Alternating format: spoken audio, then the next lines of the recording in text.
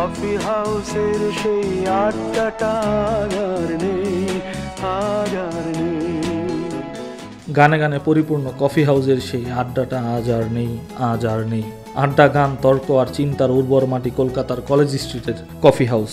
এক সময় যেখান থেকে জন্ম নিয়েছে কবিতা, আন্দোলন আর প্রেম। সময়ের আবর্তে অনেক কিছুই বদলালেও বদলায়নি সেই কফি হাউসের গন্ধ। প্রায় 1.5 শতাব্দী পুরনো কলকাতার কলেজ স্ট্রিটের আইকনিক কফি হাউস। কলেজ স্ট্রিটের ব্যস্ত ভিড়ের মাঝখানে সাদামাটা এক সিঁড়ি বেয়ে উঠে গেলেই খুলে যায় সময়ের জানালা। কলকাতার কফি হাউস শুধু একটি রেস্টুরেন্ট নয়, এ শহরে বুদ্ধিজীবী চেতনাপটে এক অবিচ্ছেদ্য নাম।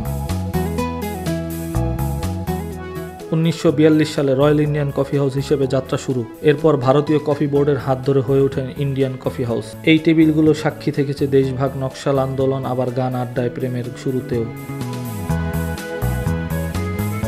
সময় বদলেছে, এসেছে স্মার্টফোন, ক্যাফে চেইন, তবু আজও বিকেলে জমে ওঠা আড্ডায় পুরনো কাঠের চেয়ারে বসে কেউ লিখছে কবিতা, কেউ করছে জীবন নিয়ে প্রশ্ন।